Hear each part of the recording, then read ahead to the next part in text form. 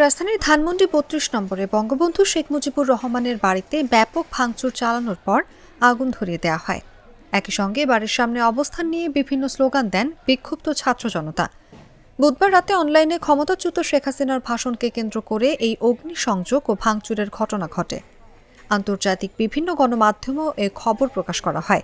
এ সংক্রান্ত একটি খবরে বিবিসির শিরোনাম ছিল, বাংলাদেশের সাবেক প্রধানমন্ত্রীর পারিবারিক বাড়িতে আগুন ধরিয়েছে বিক্ষোভকারীরা। যুক্তরাষ্ট্রভিত্তিক বার্তা সংস্থা এপির প্রতিবেদনে বলা হয়েছে, বাংলাদেশের ক্ষমতাচ্যুত প্রধানমন্ত্রী শেখ হাসিনার পারিবারিক বাড়িতে হামলা ও ধ্বংসযজ্ঞ চালিয়েছে বিক্ষোভকারীরা। ব্রিটিশ গণমাধ্যম দ্য গার্ডিয়ানের প্রতিবেদনের শিরোনাম ছিল, বাংলাদেশের সাবেক প্রধানমন্ত্রী শেখ হাসিনার পারিবারিক বাড়ি ধ্বংস করল বিক্ষোভকারীরা। বার্তা সংস্থা এএফপির এক প্রতিবেদনে বলা হয়েছে, বাংলাদেশের ক্ষমতাচ্যুত নেতার বাড়ি ধ্বংস করেছে বিক্ষোভকারীরা।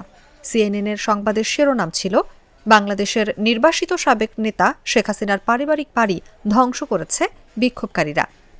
অপরদিকে বার্তা সংস্থা রয়টার্সের শিরোনাম ছিল, বাংলাদেশের ক্ষমতাচ্যুত প্রধানমন্ত্রী শেখ হাসিনার বাবার বাড়িতে আগুন দিয়েছে বিক্ষোভকারীরা।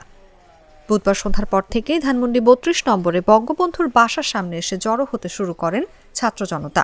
সময় বাড়ার সঙ্গে সঙ্গে ছাত্র জনতার ভিড়ও বাড়তে থাকে।